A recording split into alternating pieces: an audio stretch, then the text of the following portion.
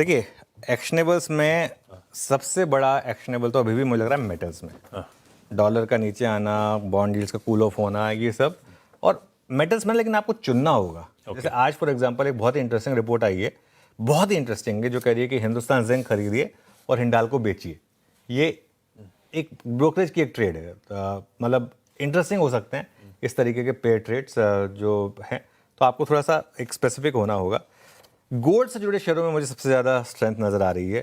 CNBC आवाज़ पर लगातार हमने मुथूट, मन्नापुरम और एमसीएक्स, ये 3 स्टॉक्स की बात की है।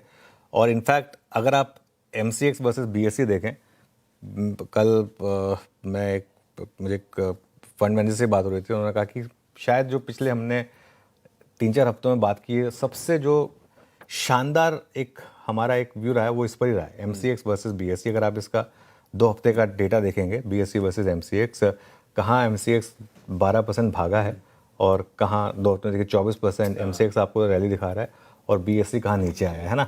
और तो ये एक बहुत शानदार ट्रेड रही है। आई थिंक ये आवाज़ के व्यूअर्स ने पूरी तरीके से कैप्चर की होगी।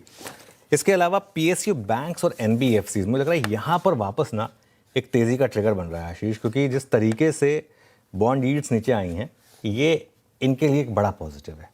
पीएसयू बैंक्स के लिए, फाइनेंशियल्स के लिए, कच्चे तेल का नीचे आना, बॉन्ड यील्ड का नीचे आना, ये सिंपल एल्गो पॉजिटिव है इन स्टॉक्स के लिए। ये कल चले हैं वैसे टुवर्ड्स द एंड, लेकिन ध्यान रखिएगा आज मिलादुन नबी है, उसकी वजह से आज मनी मार्केट बंद है, तो हमारी बॉन्ड यील्ड्स नहीं आएंगी, वो हमें नहीं पता चलेगा।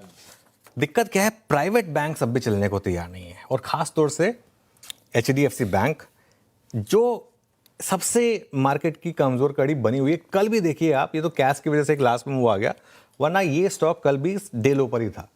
बस एक अच्छी चीज़ हो रही है, यहाँ लगातार 52 वीक लो बच रहा है, और यहाँ पर ना एक सीईओ का अप्रूवल पेंडिंग है, आई थिंक दिल्ली से पेंडिंग है वो। अगर एक बार वो आ गया ना, मुझे लग रहा है कि एचडीएफसी बैंक चल जाएगा अगर यहाँ से, तो ये मार्केट के लिए बड़ा पॉजिटिव होगा, क्योंकि ये डिफेंड कर रहा है 17,715 720 के करीब के लेवल।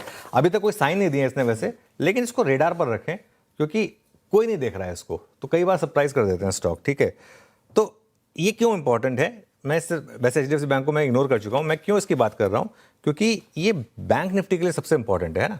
और बैंक निफ्टी अगर आप देखेंगे 200 डे मूविंग एवरेज के आसपास कंसोलिडेट कर रहा है। कल का भी जो क्लोजिंग थी एग्जैक्ट 200 डे मूविंग एवरेज पर थी। अगर 57,000 बचा बैंक निफ्टी पर, और अगर आपने 57,800 से 58,000 क्रॉस करना शुरू किया, तो बैंक निफ्टी में एक ब्रेकआउट संभव है, क्योंकि निफ्टी के बड़े मूव के लिए बैंक निफ्टी का चलना ज़रूरी है।